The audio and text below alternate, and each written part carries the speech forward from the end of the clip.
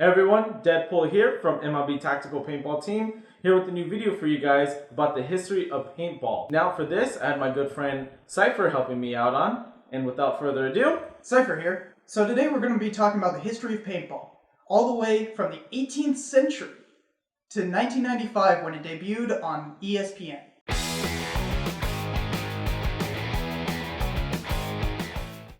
Paintball has become a popular sport as of recent, yet it is one of America's youngest sports. It seems like a rather obvious thing in hindsight. Gather up a bunch of dudes and shoot projectiles that mark with something at low enough velocities that don't cause significant harm. How many people played cowboys and Indians in the woods prior to this sport? It's probably unfathomable.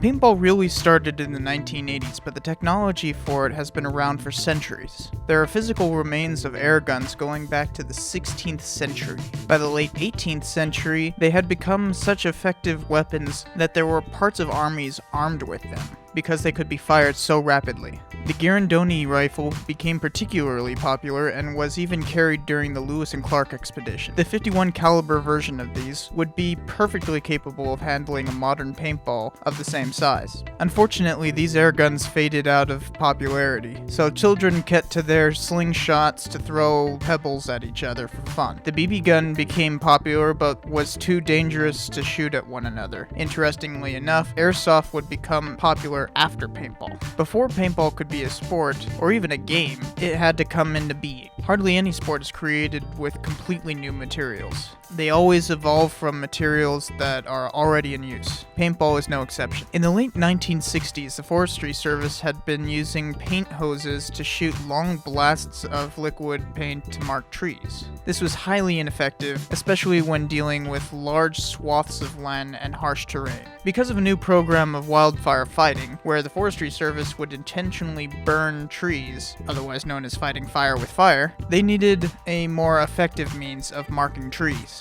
They contacted Nelson Paint, who had come up with a paint squirt gun back in the 1940s for the Forestry Service. Charles Nelson set to work on making a pelletized version of the squirt gun. He got out his wood lathe and made an indent in some wood, which would become the first cast for the first paintball. Incidentally, it was 0.68 of an inch, which is still the standard caliber of paintball. The company contacted Crossman, who still makes BB guns, and worked with them to create the Crossman 700, also known as the Nelspot 707. This was the first paintball marker. They marketed it to the public as early as 1965, but that failed miserably. Lacking necessary sales, Crossman stopped production. Paintball almost never happened because of this. Nelson Paint had to go to a new manufacturer. That company was Daisy. A man named James Hale from Daisy redesigned the marker and sent it for production. The new gun was the Nelspot 007. By 1972, it was available to the public. This time, it was popular. Daisy made a profit on the marker. It became particularly popular with ranchers for marking stray cattle. They were popular enough to be sold in hardware stores, rather than special order. There are some reports of forestry workers shooting at each other with the marker for fun, but nothing substantial to prove that these incidental paintball games actually happened. It would take nearly a decade before an official game would ever come to be. On June 27, 1981, after having organized the event for years, 3 guys brought 9 others into a remote location in New Hampshire. These 3 were named Charles Gaines, Bob Guernsey, and Hayes Knoll, and they would become the founders of paintball as a sport.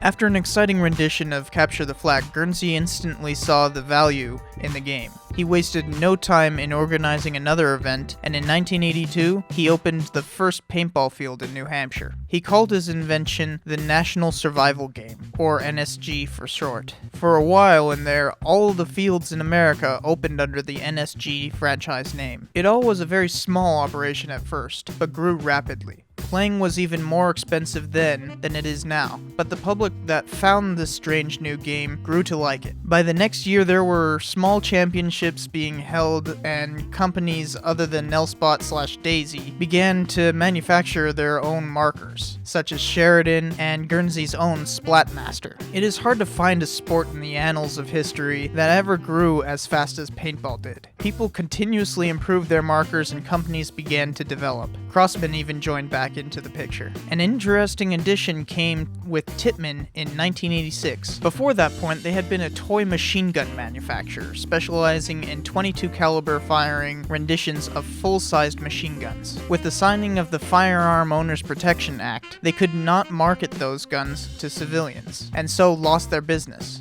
If you want to know more about that law, I made a whole episode on gun control, which you can click the picture or in the details to go see.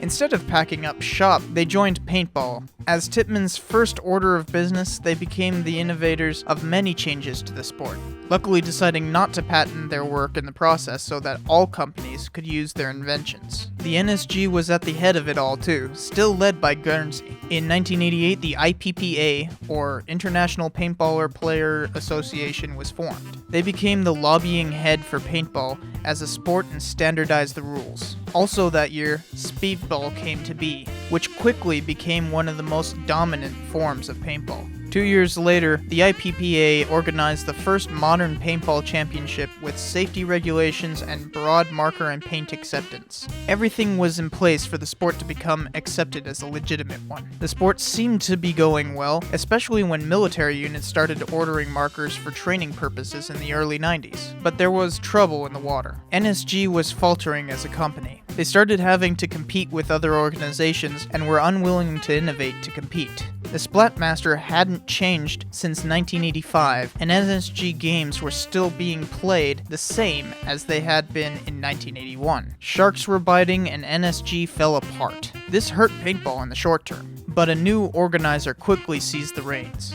Created in 1992, the National Professional Paintballers League, or NPPL for short, began organizing championships. They brought the sport back and helped reunify the field owners under the IPPA guidelines. Finally, the sport was ready for its debut, and that's what it got in 1995 with the World Championship Games in Orlando, Florida. What really legitimized the sport with this event?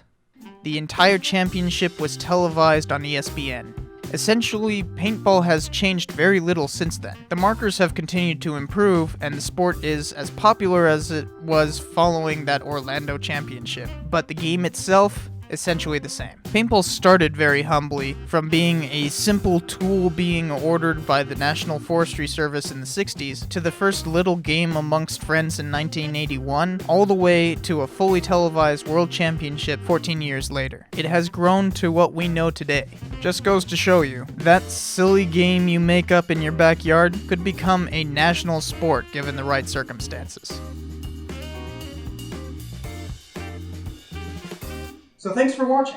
I hope you guys enjoyed that video that Cypher made. If you guys have any other suggestions of histories that you want him to do, say it in the comments or shoot me a message. So go ahead and subscribe to see more videos. There's a whole bunch on the channel, so check those out too. I'll see you next time. Later, guys.